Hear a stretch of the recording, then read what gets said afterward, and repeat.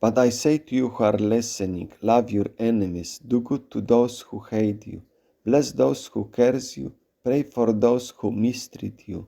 To anyone who strikes you on the cheek, offer the other also. And from anyone who takes away your coat, do not withhold your tunic either. Give to everyone who asks you, and from anyone who takes your goods away, do not ask it back. And as you wish that people would do to you, do to them likewise. If you love those who love you, what credit is that to you? For even sinners love those who love them. If you do good to those who do good to you, what credit is that to you? Even sinners do the same. If you lend to those from whom you hope to receive, what credit is that to you? Even sinners lend to sinners to receive as much again. But love your enemies, do good, and lend, without any hope of return. Your reward will be great, and you will be children of the Most High, for He is kind to the ungrateful and the wicked. Be merciful, as your Father is merciful. Do not judge, and you will not be judged. Do not condemn, and you will not be condemned. Forgive, and you will be forgiven. Give, and it will be given to you. A good measure, pressed down, shaken together, running over, will be given into your lap. For with the measure you measure, it will be measured to you. Good morning. Welcome to a short biblical reflection on the Gospel according to Luke chapter 6, verses 27 up to 38.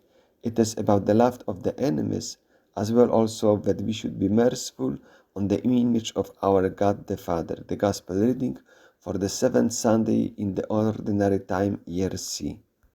This Gospel reading immediately follows the Beatitudes and woes which we heard last Sunday.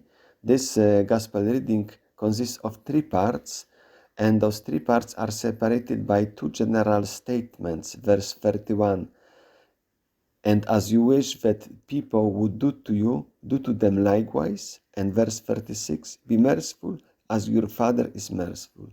They are words or expressions which are similar, which are repeated. Therefore, I highlighted them with respective colors. For example, the verb to love, and in the last part, even in the verse 36, is retaken by be merciful, and then do not judge, do not be condemned, forgive, and you will be forgiven. Then the verb to do good goes together with to bless and to pray. To do good is repeated in the second part. And then the verb to give with other similar verbs like to offer, do not withhold, or do not ask back. And then the central part goes together with the verb to lend. And the concluding part, of course, the verb to give is retaken three times. Give, and it will be given to you, will be given into your laps.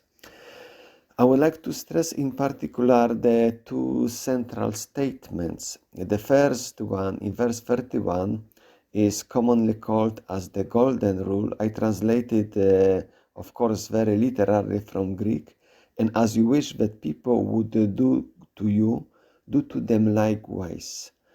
Why in verse 36 we have another rule. It is not called in any particular way, but I would call it on higher standard because it is just like the divine rule. Be merciful as your Father is merciful. Because the first rule just relates to the human standard. What we expect from people, we should do likewise to them. Why the second rule calls us to higher standard, because we should be merciful as our Father is merciful. And this mercifulness of God also is retaken nicely in the second part. In the second part, where we have this concluding statement, your reward will be great, and you will be children of the Most High, for He is kind to the ungrateful and to the wicked. And this word, translated quite literally, ungrateful, goes together with what is said three times translated commonly, because many translate in that way in English translation, what credit is that to you? We could translate, because we have a verb which literally means grace, or we could translate like, for example, what gratitude or gracefulness is to you, comparing now to those who are ungrateful. Let us see also the biblical context. This measure of loving not only friends or those who love, Jesus himself expresses at the moment of crucifixion, when he prays for those who are crucifying him. He prays for his enemies. Luke chapter 23, verse 34. Then Jesus said, Father, forgive them. They know not what they do.